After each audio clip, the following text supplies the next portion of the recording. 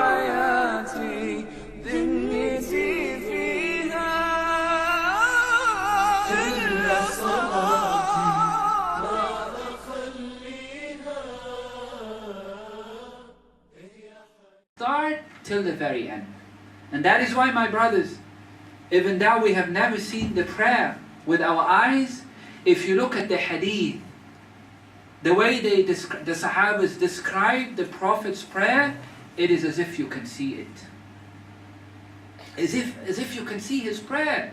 Sahabas was so accurate to the extent they say when he performed sujood and his feet was firmly on the ground.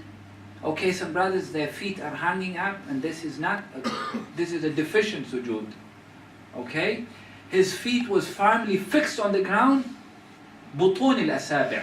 Okay, the flesh of the fingers, it needs to be touching the ground and then facing the qibla. That is how he used to perform his sujood.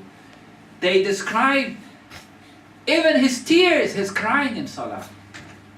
So nothing has been left for a believer to try and guess, should I do it this way, should I do it that way?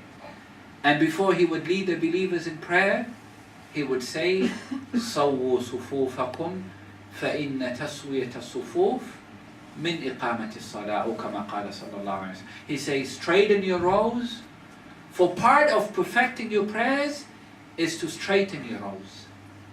And like a good teacher would do, he would go physically around to make sure that no one has left any gaps. And he would say to the Sahaba, لا تذروا فرجات للشيطان. Do not leave any gaps for shaitan. And he would say, لا تختلفوا فتختلف قلوبكم. Do not stand apart and your hearts will also go apart. Stand as close as you can to each other. Do not leave gap for shaitan. And he would go around and make sure that the saf is straight, and then he comes and leads the prayer. So if brothers see something that is new to them, wallahi, that is why I keep on giving nasiha, that people should strive to learn their deen. Subhanallah, a brother once, he was talking about a book, and then he told me, there's this book called Abu Huraira. I said, Subhanallah, I've never heard of a book called Abu Huraira. There's this book called Abu Huraira. He keeps on saying Abu Huraira. And then I realized what he meant. I said, Sahih al-Bukhari. He said, yes, that's the one. Yani to this point, Subhanallah, that a person does not even recognize what is Sahih al-Bukhari. And you have Muslims who cannot even recite Surah Al-Fatiha. Wallahi, I saw a video clip. And one of the brothers, Brother Adam, he has it on his phone. في صعيد مصر, in rural Egypt. People in the village, they cannot even recite Surah Al-Fatiha. And some of them, you could see the brother interviewing them, what was the name of our prophet? And wallahi, the woman says, Ibrahim wa Musa. You think it is a joke? You can go and look at the clip. What was the name of the prophet? She said Ibrahim and Musa. And from all the people they interviewed, none of them could recite Surah Al-Fatiha. And they asked them, do you know who's Abu Bakr? And they say, we've never heard of him. They don't even know who's Abu Bakr. To this extent, my brothers, ignorance in this ummah. And so a good Muslim will strive to keep a home library at home. Salah, you must learn how to pray. Learn how the Prophet ﷺ prayed. And that is why one of the scholars, the greatest scholars of our time, Al-Allamatul Albani, he authored a book about 70 years ago, subhanallah. And the name of the book is صِفَةُ صَلَاةِ النَّبِيِّ كَأَنَّكَ تَرَاهَا مِنْ تَكْبِيرَةِ الْإِحْرَامِ إِلَى السَّلَامِ. Roughly, that is what it says. It says, the Prophet's prayer described as if you can see it from the start to the very end. And the book has been translated to English, to Swahili, to Somali, to Arabic. I mean, Arabic is the original language, to Urdu, يعني subhanallah. Forgive me, I said Arabic. You know, they make a joke about a certain part of the Somali community. They call them Barawa. You know, in Kenya they deal with the dollar. They exchange dollars. They change your dollars to the local currency. So when they migrated to the U.S. and they got to the U.S., they went around, when they were given the dollars, they say, where do we exchange this dollar? They forgot this is the local currency. So, Arabic is the original text. Walillahi alhamd, the majority of books in Islam, they have now been translated to English. Wallahi, how much it pains my heart. One day I was sitting with a group of brothers, where in a library in Masjid Khalid bin Walid in Toronto, Canada. A group of youngsters, teenagers, and brothers in their 20s, and they were sitting, chilling in the library.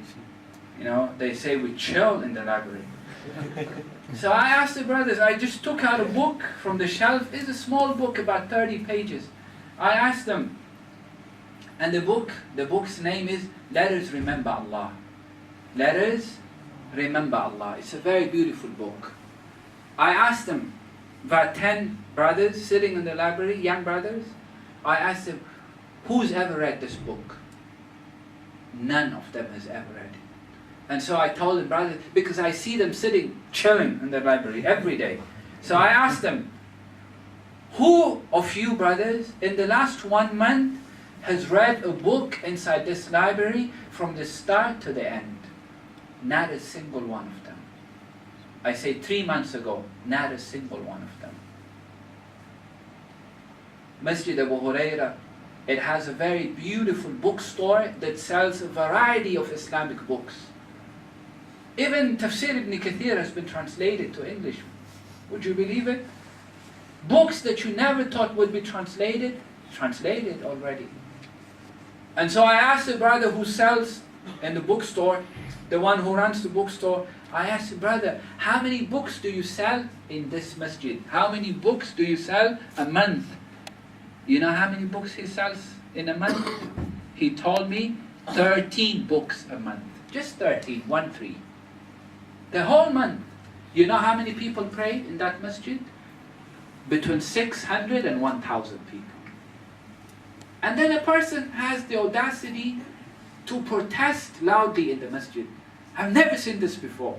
Why are you doing this? Brother, did you even bother to learn? Did you even bother to teach yourself? Even tahara. وَرَبِّكُمْ. A 23-year-old man in London, more than 10 years ago, he asked me, and he is married, wallahi. He told me if a person has intimacy with his wife, does he have to take a bath? I told him, of course, brother, what did you think? And he says, well, isn't she halal for him? Meaning his halal meat. Excuse me, brother. No! Not because she's halal for him that he should not take a bath. Another 20-year-old, I was talking about when you go to the toilet and you pass urine, you have to wash yourself. And he says, I didn't know that if you pass urine, you have to wash yourself. He's 20 years old and he's praying salah and he doesn't even know how to clean himself. And another person, he asks us, Sheikh, you know, if a person has a wet dream, he wakes up in a state of janaba, sexual impurity, does he have to just make wudu or he has to take a complete bath? And the Sheikh says, you have to take a complete bath from your head right to your toes. And then the brother says, I didn't know that. He says, whenever I wake up in a state of janaba from a wet dream, all I do is I just make wudu and I pray my salah. It is this bad. So no, ignorance is no excuse Yawm al-Qiyamah. Brothers, no one will say to Allah Yawm al-Qiyamah, Ya Allah, I did not know. Because the books are there. The scholars are there. Walillahi alhamd. What you have to do is just keep yourself a library at home. I went to a Muslim home I was invited for dinner. And you know what I do when I get invited to people's homes? The first thing I look around, I don't look at how big the TV is or what furniture is there. The first thing I look at is the library. What quality of books does this person read? And so imagine when I went to a Muslim home and I look at the shelf of the books and I see this book that says erotic art.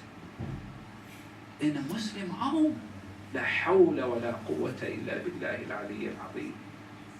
And there was not a single Islamic book. None. Wallahi, you go to some Muslim homes, you find statues inside the house. You find pictures hanging on the wall. Pictures of living creatures.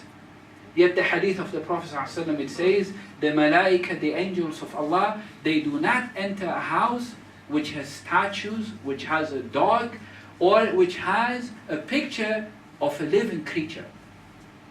And people put pictures all over. So if the angels do not enter such homes, where will the barakah, the blessings come from? Today, wallahi, you see some Muslims, they eat with their left hand. And they also drink with their left hand. Haram, wallahi.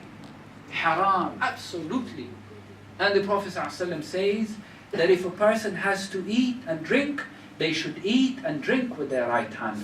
For shaitan, he eats and drinks with his left hand. And once I was attending a talk, and this brother, he was philosophizing. He said, the reason why we have been prohibited from using our left, or the Prophet ﷺ, he told the Sahaba not to use the left, is because when we go to the toilet, to the washroom, we use it to clean ourselves. And so because of hygiene at that time, he told them not to use their left hands. But today we have knives, we have spoons, we have forks. You can use both hands.